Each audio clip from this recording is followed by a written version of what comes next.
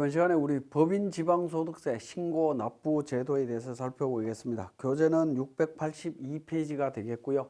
자, 내용을 한번 보면 법인 지방소득세 개요에 보면 납세 의무자는 법인세 납세 의무가 있는 사람이고요. 과세 기간 사업연도는 법인세법의 사업연도하고 규정하고 일치하도록 되어 있습니다. 법인 지방소득세의 범위는 법인 종류에 따른 소득의 범위가 법인세법 규정과 일치하도록 되어 있습니다. 자, 그 다음에 법인세, 내국법인의 각 사업연도 소득에 대한 지방소득세 계산구조, 법인세법상의 계산구조하고 동일하게 생겼다라고 보시면 되겠습니다. 다만 이제 각 사업연도 소득금액이 계산이 되면 법인세법에 따른 각 사업연도 소득금액하고 일치하는 부분입니다. 그러니까 이 앞에는 법인세법에 따라서 적용이 된 내용이고요. 이때부터 이제 우리 지방소득세로 들어간다라고 보시면 되겠습니다. 자, 각 사업연도 소득에 대한 법인 지방소득세 과세표준, 이 부분도 법인세법에 따른 과세표준으로 이해를 하시면 되겠습니다. 자, 과세표준에다가 세율 적용합니다. 2억 원 이하 1%, 2%, 2.2%, 2.5%에서 적용이 이루어지고요. 각 사업연도 소득에 대한 법인 지방소득세 산출세액 나오는데 이 산출세액 안에는 토지 등 양도소득에 대한 세율 1% 또는 2%도 있죠. 그죠? 20%짜리도 있으니까 2%도 있을 겁니다. 미환류 소득에 대해서 1% 산출세액을 합쳐서 계산하도록 되어 있고 여기에 이제 사업장별 안분율을 적용해서 사업장별 산출세액을 도출하도록 되어 있습니다. 자, 각 사업연도 소득에 대한 법인 지방소득세의 과세표준은 법인세법에 따른 과세표준으로 하도록 되어 있는데 만약에 외국 법인세를 차감한 금액이 있다면 외국 법인세를 차감하도록 되어 있습니다. 외국 법인세가 있다면 외국 법인세를 차감하도록 되어 있습니다. 우리 외국 납부세액 공제를 받은 부분 있죠. 그 부분은 산출세액에서 과세표준에서 빼고 계산하도록 되어 있습니다. 자, 산출세액이 나오면 지방세법에 따른 지방세 특례 제한법에 따른 세액공제 감면 가산세를 별도로 적용해서 계산하시면 됩니다. 그런데 지방세 특례법에 의한 세액공제 감면은 지금 현재 없다라고 보시면 되겠고요. 기납부세액 차감해서 자진납부세액 계산하시면 됩니다.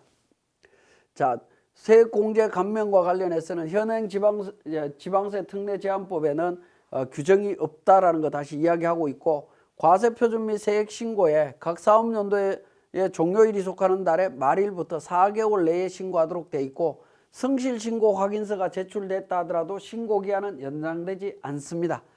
자, 법인지방소득세의 과세표준 및 세액신고서와 법인지방소득세 안분신고서로 신고하시면 되겠습니다.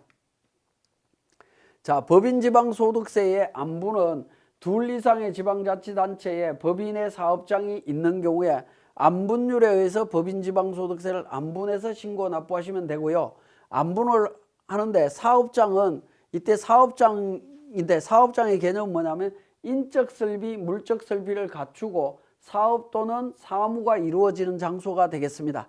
그러니까 인적설비만 있다든가 물적설비만 있다든가 했을 때는 사업장이 아니다라고 보시면 될 것 같습니다.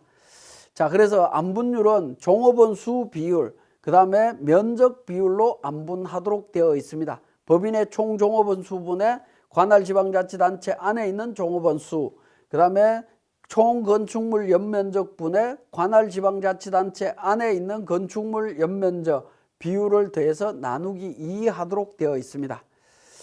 자, 이때 종업원 수는 건축물 연면적 관련되는 부분에 있어서는 사업연도 종료일 현재 기준으로 판단합니다. 그러니까 종업원 수라든가 건축물 연면적은 사업연도 종료일 기준으로 따집니다. 자, 종업원 수에 대한 부분들을 한번 보면 비과세 대상 급여만 받는 사람도 종업원에 포함이 되느냐? 당연히 포함이 됩니다. 대표자도 종업원에 포함이 됩니다. 자, 현역 복무 등의 사유로 사실상 해당 사업장에서 일정 기간 근무하지 않으면 급여를 지급한다면 종업원 수에 포함합니다. 급여 지급하지 않으면 종업원에서 제외된다라고 보시면 되겠고요. 국외 파견자나 국외 교육 중인 사람, 국내에 없죠. 이 경우에는 포함하지 않습니다. 국내 교육받고 있는 사람은 당연히 포함합니다. 자, 그 다음에 고용관계가 아닌 계약에 따라 사업소득에 해당하는 성과급 받는 사람, 이 사람들은 포함되지 않습니다. 자, 특정 업무의 수요가 있을 경우에만 이를 수임 처리하기로 하고 월간 또는 연간 일정에게 급여를 지급한다. 급여 지급받으면 무조건 포함이 된다라고 보시면 됩니다. 해당 사업장에 근무하지 아니하고 사업주로부터 급여를 지급받지 아니하는 비상근 이사, 비상근 이사는 포함하지 않습니다. 자, 소속 회사 직원이 용역이나 또는 도급계약 등에 의해서 1년이 초과하는 기간 동안 계약업체에 파견돼서 일정 장소에서 계속 근무하는 경우에는 계약업체의 종업원 수에 들어갑니다. 즉 파견 근로자는 우리 회사 직원이다라고 이해를 하시면 될 것 같습니다. 자, 물적 설비 없이 인적 설비만 있는 사업장에 종업원은 어떻게 되냐? 본점 또는 주 사업장의 종업원 수에 포함이 된다라는 겁니다.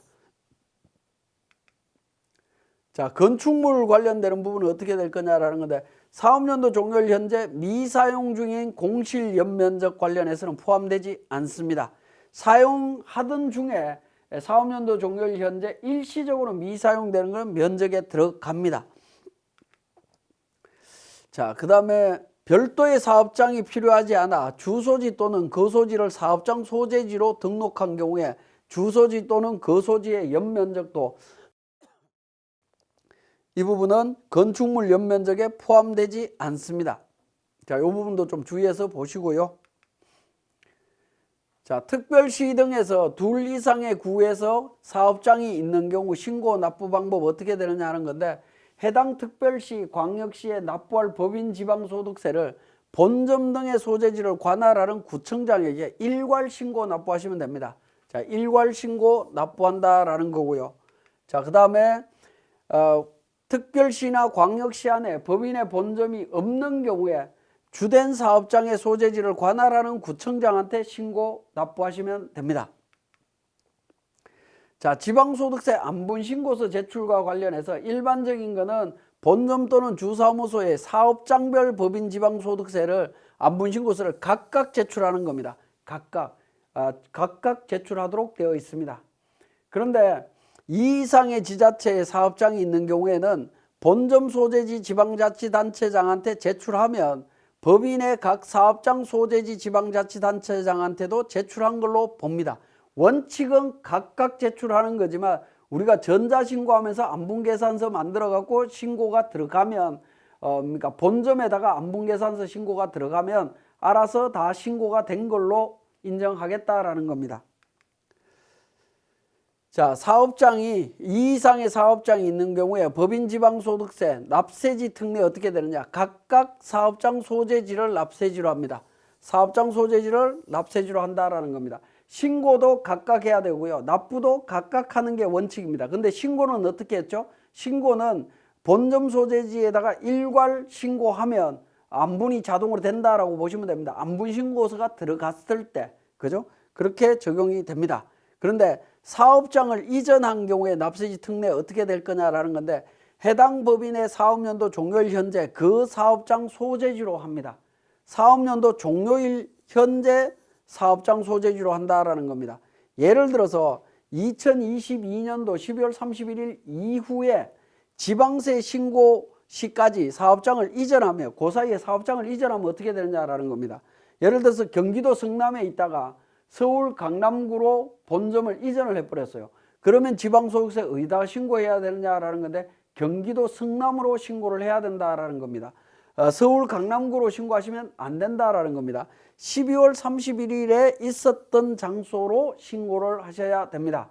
그래서 23년 1월 1일부터 4월달 법인 그러니까 지방소득세 신고하는 사이에 주소가 이전되게 되면 그러니까 굉장히 조심하셔야 됩니다. 이 부분 잘못하면 무신고 무납부에 걸립니다. 자, 가산세는 지방세 기본법에 따른 가산세하고 지방세법에 따른 가산세가 있습니다. 지방세법에 따른 가산세는 법인세법에 따라 법인세 가산세를 징수하는 경우 그 징수하는 금액의 10%를 법인지방소득세 가산세로 징수하도록 되어 있습니다. 자, 그러면 지금 설명드렸던 내용을 우리 세무사랑 프로에서 정리해 보겠습니다. 자, 교재 692페이지에 세무사랑 프로 운영 방법에서 지방소득세 과세표준 및 세액신고서 작성하라라고 되어 있습니다.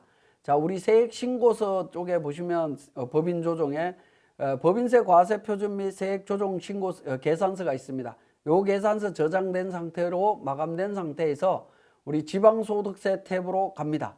지방소득세 탭에 가셔갖고 지방소득세 탭은 밑에서부터 위로 작성하시면 되는데요. 자, 거의 대부분은 이제 지방소득세 특별징수세액 명세서부터 작성하시면 됩니다. 이 부분은 원천납부세액 불러오기를 통해 갖고 작성하시면 되겠고요. 작성하시고 저장합니다. 자, 그리고 가산세, 지방소득세 가산세액 계산서 있습니다. 이 부분은 불러오기 기능이 없습니다. 불러오기 기능이 없고 법인세법에서 가산세 적용된 부분이 있을 겁니다. 자, 우리 법인세 쪽에 보시면 세액 조정 계산서에 가산세란에 3만 원 반영된 게 있죠. 그죠? 그 3만 원 반영된 부분을 기준금액에다가 무기장 외에 3만 원 반영하시고 3천 원 계산되는 걸 확인하시면 되겠습니다. 자, 이렇게 확인하시고요. 자, 그 다음에 지방소득세 쪽에서 그러니까 가산세액 반영이 됐고 공제세액 및 추가납부세액 합계표가 있습니다. 이 부분은 현재 법인에서는 적용되는 게 없습니다. 그냥 무시하시면 되겠고 지방소득세 과세표준 및 세액조정계산서 가서 F12 불러오기를 통해서 반영하시면 됩니다. 불러오기를 통해서 반영하게 되면 각 사업연도 소득에 대한 지방소득세, 토지 등 양도소득에 대한 지방소득세가 자동으로 계산된 것을 확인하실 수가 있습니다. 자, 이렇게 반영하시고요. 저장합니다. 자, 그 다음에 과세표준 및 세액신고서로 가서 다시 F12 불러오기를 통해서 반영하면 되겠습니다. 자, 이렇게 이제 작성하신 다음에 우리 안분신고서를 작성합니다. F6번 안분신고서. 백두대간이라고 하는 회사와 우리 지점이 있다라는 거죠. 백두대간 한라 지점이 있다라고 했을 때 한라 지점에 대한 정보를 등록을 하면 됩니다. 자, 백두대간 본점에 대해서 구분하시면 되겠죠. 본 지점 쪽에 가면 단일 사업장, 본점 지점 나옵니다. 자, 사업장이 하나이면 단일 사업장으로 정리하시면 되겠고요. 본점과 지점 이렇게 구분될 때는 2번 백두대간이 본점이죠. 본점이고요. 구분은 개별 신고 처리하시면 됩니다. 그리고 종업원 수 30명, 그 다음에 건물 면적 200제곱미터로 되어 있습니다. 그 다음에 백두대간 한라 지점이었죠. 그래서 3번 지점 개별로 해서 종업원 수 10명, 건물 면적 150 해서 하게 되면 안분율이 계산이 됩니다. 안분율이 계산되면서 자동으로 법인 지방소득세부터 시작해서 모든 세액들이 안분 계산되고 있습니다. 확인 버튼을 통해서 저장하시고 마감해서 신고하시면 된다라고 보시면 되겠습니다. 이렇게 신고하시면 됩니다. 자, 우리 출력 부분도 안분신고서 관련해서 696페이지에 자세히 설명을 내놨으니까 그 내용 참고로 보시고 이번 시간은 여기까지 하겠습니다.